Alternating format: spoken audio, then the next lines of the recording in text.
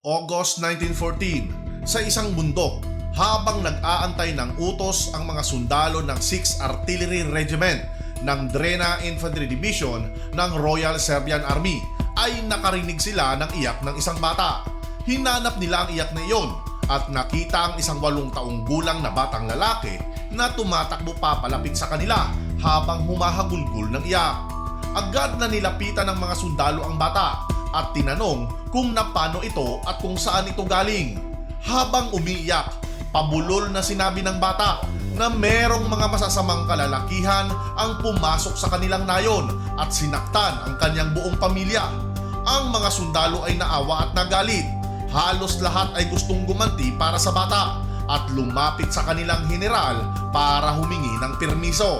Subalit tumanggi ang general dahil meron silang digmaang kailangang ipanalo at hindi pwedeng mabawasan ang kanilang hanay para lamang sa simpleng paghihiganti.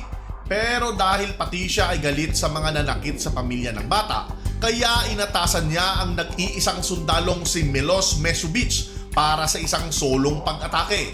Sa kalagitnaan ng gabi, ang bata kasama si Melos ay pagapang na pumunta sa isang maliit na nayon.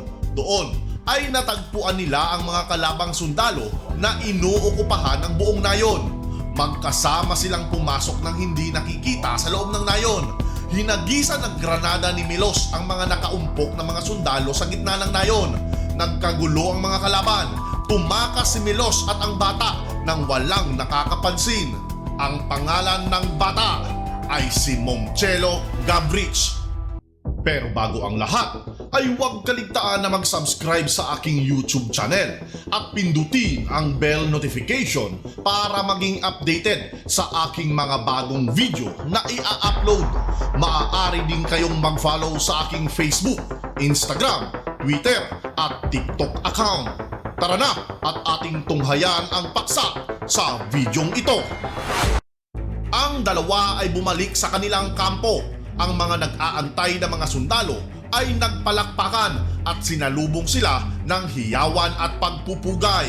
At mula noon, ang sundalong si Milos ang naging opisyal na tagapangalaga ni Momcelo. Masaya si Momcelo sa pag-ampon sa kanya ng unit. Tinahian din siya ng masusuot ng mga sundalo kung saan nagamit niya sa buong isang taon ng digmaan. Nagpumilit siya na tumulong, kaya naman inassign siya bilang messenger ng Artillery Observer Unit kung saan doon din ay natutunan niya kung paano ayusin at linisin ang mga kanyon mag-isa. Ginagalang siya ng mga sundalo, hindi man lang siya kumukurap sa gitna ng bakbakan at merong taglay na kakaibang katapangan kagaya ng ibang mga sundalo. Siya ay na-promote bilang korporal sa edad na 9 na taon at natanggap ang kanyang opisyal na uniforme para sa kanyang laki. Habang tumatagal, si Momcelo ay mas naging involved sa mga operasyon ng unit. Tagahatid ng mga mensahe, taga-ayos at taga-linis ng mga sandata at kahit taga-tutok at taga-pindot ng gatilyo ng kanyon. Noong 1915, ang Austro-Hungary, Germany at Bulgaria ay sabay-sabay na umatake, kaya ang kanilang depensa ay nag-collapse. Napilitan silang umatras at tinawid ang nagyeyelong kabundukan ng Albania. Ang mga patay nilang kasamahan dahil sa sobrang pagod at lamig ay nakakalat sa nagninyebeng kabundukan. Si Milos ay nanghihina na rin at sinabi sa bata na mauna na lang dahil magpapahinga muna siya at susunod na lang. Pero dahil alam ni Momcelo kung ano ang nangyayari, ay tumanggi siya. Pinagpilitan niya habang yakap-yakap ang paa ng kanyang kaibigan na hindi siya nito iiwanan at sasamahan siya. Nang marinig ang sinabi ng bata, hirap man ay pinilit na tumayo ni Milos at dahan-dahang nagpatuloy sa kanilang masalimuot na paglalakad. Kailangan niyang magtiis para sa bata. Narating nila ang baybayin kung saan nag-aantay ang kanilang mga kasamahan. Sobrang pagod ay sa wakas ligtas silang nagpahinga sa barkong maghahatid sa kanila sa Greek island ng Corfu kung saan sila nagpahinga at nagpagaling ng ilang buwan. Nang mga buwan na iyon, naranasan ni Momcelo ang mamuhay ng normal bilang isang bata at nagkaroon ng pagkakataon para makapag-aral. Pero ang digmaan ay hindi pa rin natatapos, kung kaya noong 1916 ang Serbian Army ay tinawag para makipaglaban kasama ng mga Griego. Hindi nakapagtiis, sumama si Momcelo at sa edad na 10 taong gulang, siya ay muling sumabak sa digmaan. Sa kasagsagan ng bakbakan, pinagpatuloy niya ang kanyang trabaho para suportahan ang mga sundalo sa frontline. Walang habas na tumatakbo sa mga tsensera para maghatid ng mensahe at mga bala. Isang beses ay napansin siya ng hepe ng Serbian Army at nagtanong, anong ginagawa ng batang yan dito? Kung saan naman ay sinagot siya ng mga sundalo na hindi siya bata, isa siyang sundalo, sinanay at ginagampanan ang kanyang tungkulin at may disiplina. Lumaban siya kasama namin sa buong Ser at sa Kulubara. Nakaligtas siya sa digmaan at kinuha ng mga Briton sa ilalim ng programang tumutulong sa mga naulila ng digmaan. Ang kanyang huling utos na natanggap ay pumunta ka sa England, mag-aral at mamuhay ng normal. Si Lance Corporal Gabrich ay tinanggap ang kautusan at tinahak ang kanyang bagong buhay. Tinanggap siya sa Henry Wright School na kinalaunan ay naging Queen Elizabeth Grammar School sa Faversham sa Kent. Nagtapos siya pagkaraan ng 6 na taon noong 1921. Sa edad na 16, bumalik siya sa Yugoslavia at muling nakasama ang 3 niyang mga kapatid na matagal na pala siyang hinahanap.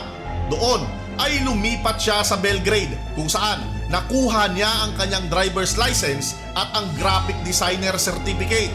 Nagkaroon siya ng trabaho sa isang paggawaan ng papel kung saan doon din niya nakilala ang nagpatibok ng kanyang puso, si Kusara. Sila ay kinasal at nagkaroon ng 2 anak. Pero hindi dyan nagtatapos ang kanyang kwento dahil noong April 1941, sa edad na 35, si Momcelo ay sumalib sa Yugoslav Army para labanan ang mga lumulusob na mga Germans. Siya ay hindi natuwa sa kanyang unit. Ang mga kanyon ay sira, ang mga baril ay palpak at ang kanyang mga kasamahan ay malayong malayo sa kanyang nakasanayan noong siya ay bata pa. Wala man lang siyang nakitang gaanong aksyon bago sila napalibutan at sinuko ng kanilang commander ang laban. Dinala siya sa isang POW camp pero tumanggi siyang sumuko kaya nag-isip siya kung paano makakatakas. Ilang araw lang, si Momcelo ay nawala sa madilim at maulan na gabi. Siya ay nakatakas. Bumalik siya sa noon ay okupado na ng mga Nazi na Belgrade at muling nakasama ang kanyang asawa. Dahil marami siyang naging kaibigan noon sa paggawaan ng papel, tinulungan nila siyang makapagtago at tinangging isa siyang sundalo. Kahit pa binabantayan ng mga Nazi, tumutulong pa rin siya na makapagbigay ng mga mensahe at mga papel para sa mga peking ID sa mga kasamang sundalo. Pero noong 1943, ang may-ari ng paggawaan ng papel na isang Jewish ay hinuli ng mga German kasama ang ilan pang tauhan ng paggawaan kasama na si Gabrich. Dinala sila sa isang concentration camp. Nanatili siya doon ng 1 taon bago siya nakatakas sa tulong ng Yugoslav partisan. Mula doon, siya ay namuhay ng tahimik kasama ang kanyang asawa at mga anak. Ang munting mandirigma ng unang digmaang pandaigdig ay namatay noong 1993 sa edad na 86. Nagustuhan niyo ba ang ating tinalakay sa bidyong ito? Kung oo, ay huwag kalimutan na i-like, i-share, mag-comment at mag-subscribe sa aking YouTube channel o kaya naman ay mag-follow sa aking mga social media accounts. Hanggang sa muli, ito nga pala ang Wheelers Inc. Bye-bye!